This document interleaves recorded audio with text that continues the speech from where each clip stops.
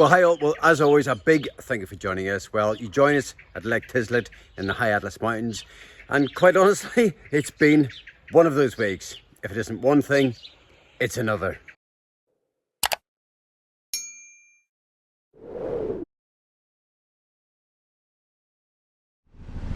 Right, we're not going anywhere just yet. We've got an air leak, middle of nowhere. That means we've got a problem.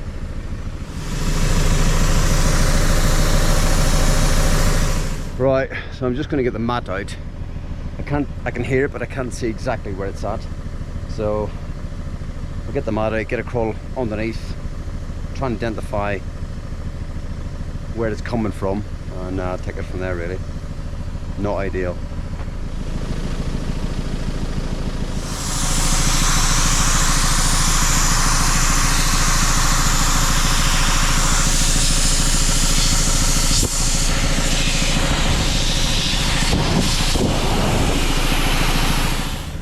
Right, I can see it. It's a little airline which is just sheared. So I'm just trying to sort of trace it at the minute, understand what it is. Okay, so I've identified exactly where it is and what it's for, which is it's for the low ratio, which is fine actually. So I can disconnect that. It's air driven, so I'll turn that off, and it just means that we can't use low ratio. So what's bizarre is I couldn't find the other end of it. So whether it's up really high in the chassis, so it's unlikely that it would have been snagged in anything and it's sort of ripped off. So I don't know, it's a weird one. But anyway, we should be able to build up the air tanks again and move on. But definitely a bit of learning there when you're in these remote places and you get a problem with air. I mean, I've got some sticky and I've got a few bits and pieces, but the actual air line is missing, or part of it is missing, and so I haven't got any air line, so that would be a problem. So I can repair but not replace. So maybe in future I'll carry a little bit of airline with me. Yeah, air tanks you can back up now, so we're good. Right, well, there's always something on the road. So thankfully we're able to move on. So let's get on the road.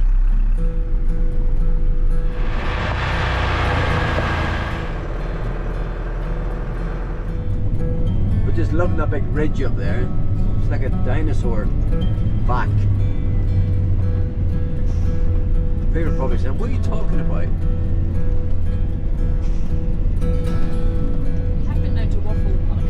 No, I'm not happy to say that.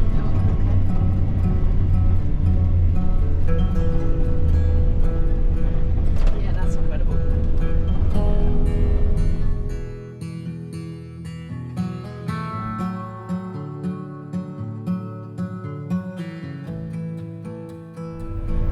So we're just talking about landscape yet again, another day of different landscapes. And you can tell we're getting a little bit further north, we're losing a bit of altitude.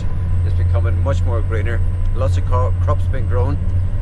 Yeah, it's just stunning.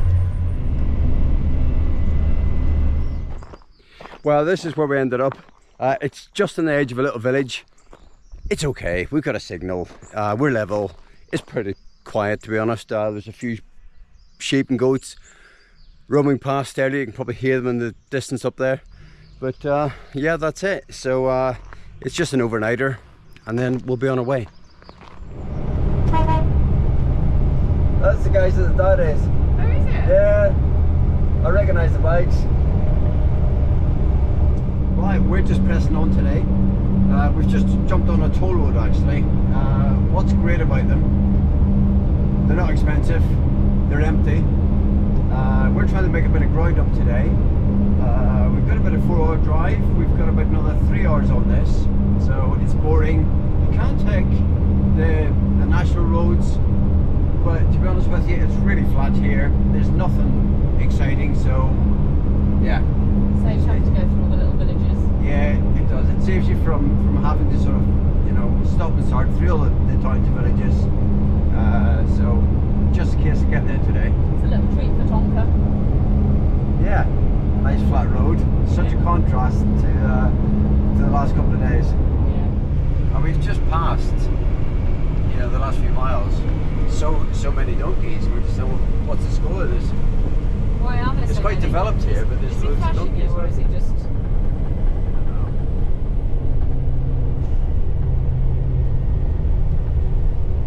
Down to more donkeys and speed bumps. Okay, so I was just pulled in for speeding, 72 k's in a 60. Just been let off. The guy was really nice. We ended up talking all about the travels. So he's just looking at Instagram, YouTube, and he's like, slow down. Someone's kissed the Blarney Stone. So I got away with it, which is nice, but fair dues. Yes, don't glamorise the fact that you were going 12 kilometres an hour. We were going downhill and the speed crept up. Okay? It's not like we're in a racing car. No, but you think we are. So.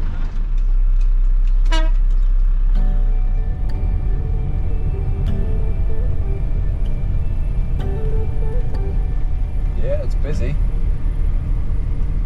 Okay, we've just gone to a little campsite. We're just north of Rabat, in a little place called Kentra.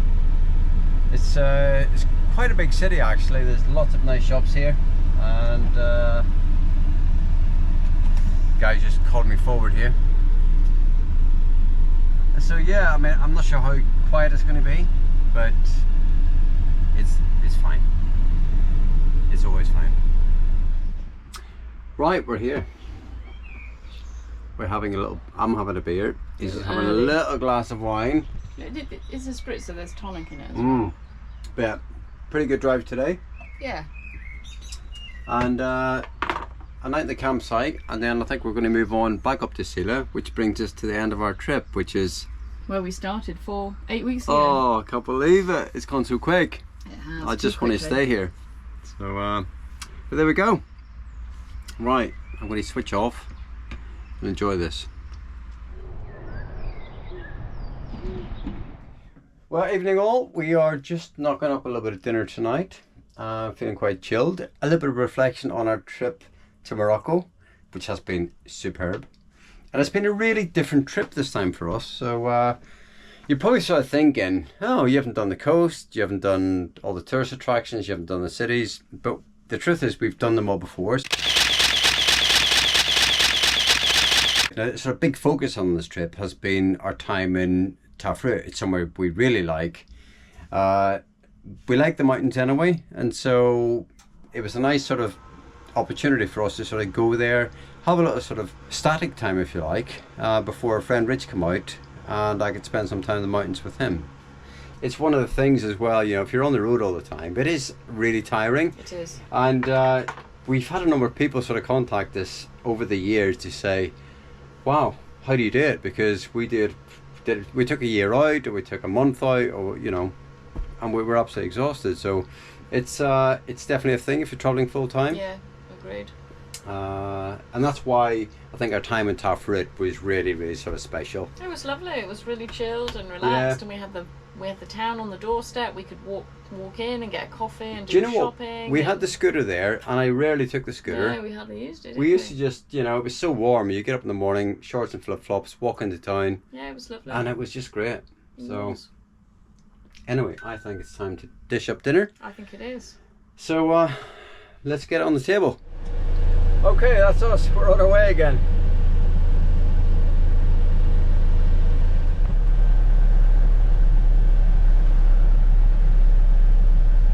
Okay, thank you. Well, I really can't believe it. 2 months has passed us by and we're back in Asila. That's incredible. We had a glorious day. I think when we left here it was quite wet. It was. Right in front of us, we've got the sea, which is gorgeous. Right, we're going to go back into a little campsite. Well, it's busy. It is.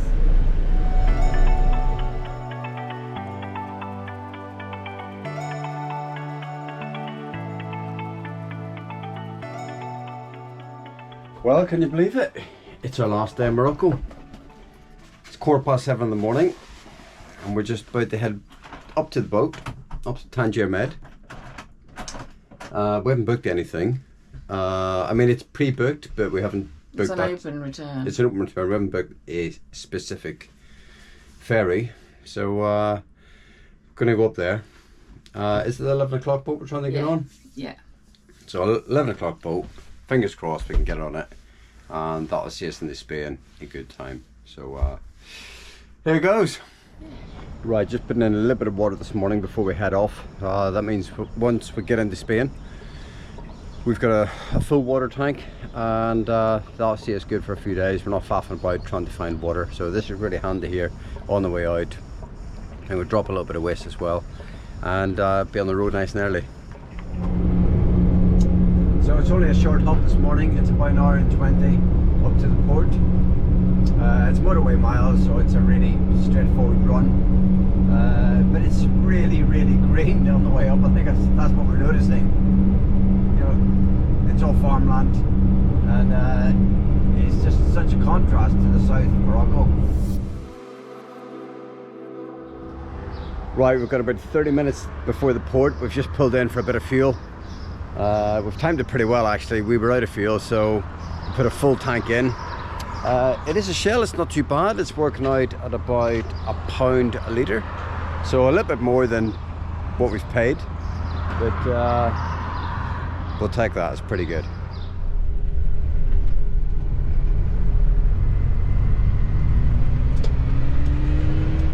Right, we've got a result. We've just checked in. We were aiming for the 11 o'clock boat. It's 9:10, so we've made really good time getting here. We're on the 10 o'clock boat, so let's get on the boat. Right, camera away. There's big signs actually saying no filming, so this is customs in place. Right, so we're just getting scanned on the way out again as well, which we've never had that before. No odds, nothing to hide.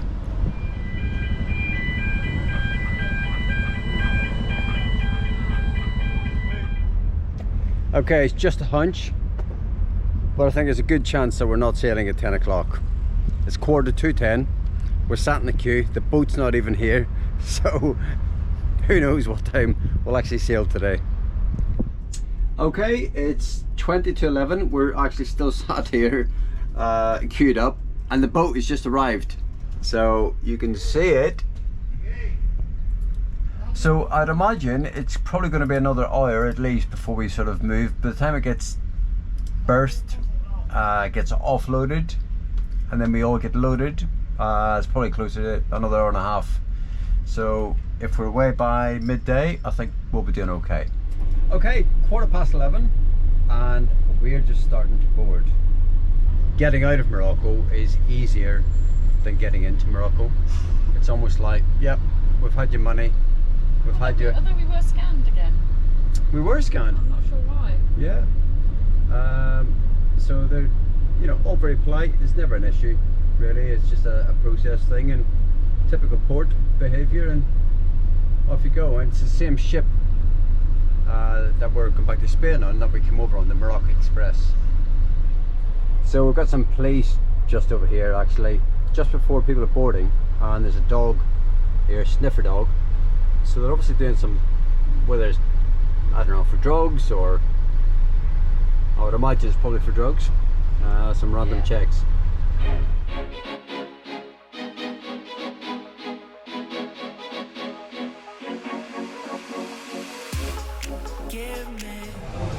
Right, well, we're on the boat. We're just sat here I'm having a coffee actually because the tea is terrible. So there we go. Look, there is my coffee, and there is Izzy's tea, which is just warm milk, I think. And then they frighten the tea bag into the milk, and that's it. So anyway, yeah, we're on the boat. It's actually quite a quiet experience compared to when we come over, when we had all the rally traffic. So. Okay, so 10 o'clock crossing is going really well. It's just gone 12 o'clock. They're still loading the trucks. So it's anybody's guess what time we're leaving today.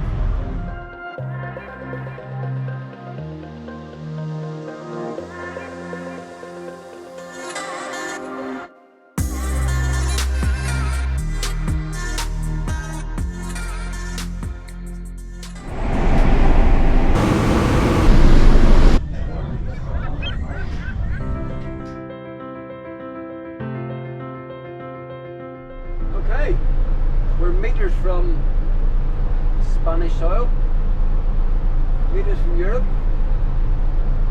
17 minutes from Burger King. So actually there's 2 hours difference between Morocco, or Moroccan time, and Spanish time. So actually here it's 4:15. So the crossing itself was actually really quick. Really calm today. So once we get past this usual sort of chaotic scene at the port, we're not going to travel too far today. I think we're just going to try and find the MAN dealership, try and get our little problem fixed with the airline. The damage we did whenever we ripped off one of the airlines driving off-road. So that's it. There we are, I've touched down. Hola España. Is your face clean? I don't think so. How is it? It's amazing. Good.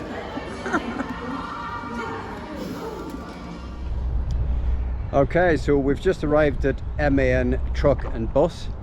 It's only about an hour and a half from the ferry, so a really straightforward run through. It's actually closed right now, but we've parked up around the other side, and hopefully we'll have a chat with them tomorrow. We haven't got an appointment to see if they can help. So yeah, it's kind of wishful thinking, just turning up on spec, hoping, you know, that they can sort of stop what they're doing and help us out. It's a big setup, it's a big garage, so we might get the right person and go from there. But it doesn't have to be a MAN dealership. I mean, there's lots of other garages, but this was actually en route. It's about 3 minutes off the motorway, so it kind of made sense really to stop here and just get an understanding of, you know, how difficult it is, how much damage we've done. It doesn't stop us driving, but it'll certainly stop us going off-road, so we've got to get it sorted out. Right, we believe this might be the part. Certainly looks right, which would be fantastic if we can be on our way today. Right, so a little update. So the part was the incorrect part, so they're just having a look now to see how long it's going to take to get the part in. So it's not in stock here within the dealership, so we just got to wait out and see what the parts guy says, and we might have to hang around for a few days. So not ideal, but we have a few days in hand, so we've got to get it sorted, so let's go from there. Okay, update on the truck.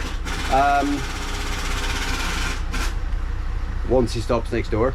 Right, what's happened is we don't need an airline. We haven't ripped off an airline. What's basically happened is that pipe where the air is coming out is a breather, and so basically what's happened is there's a series of, I think it's 3 O-rings within the transfer box, and there's a metal rod that goes through the transfer box to engage the low ratio, and one or maybe more of the O-rings has failed, and so the air is coming out through the breather pipe. So the guy, the workshop manager, he had sort of printed out the diagram from the parts section, and basically sort of explained to us that the O-rings need to be replaced. They haven't got them in stock. They're actually, but they do have them in stock in Madrid, so they've now been ordered. They'll be here tomorrow morning. So our plan really is to go off for the day,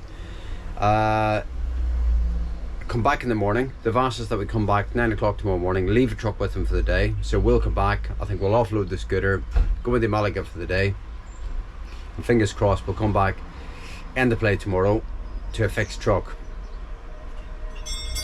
That's the plan.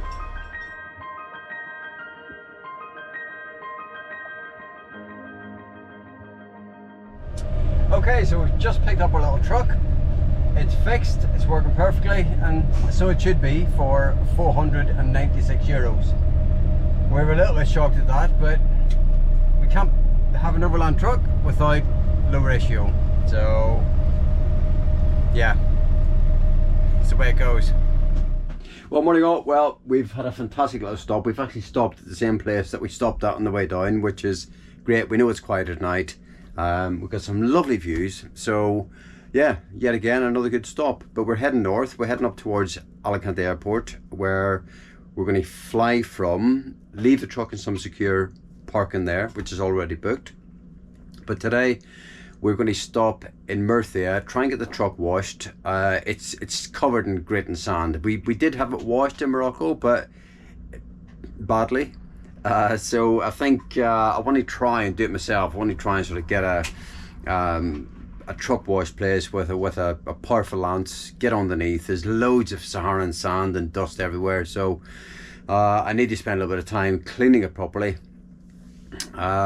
do some food shopping, and I think that's probably it. That'll probably take most of the day.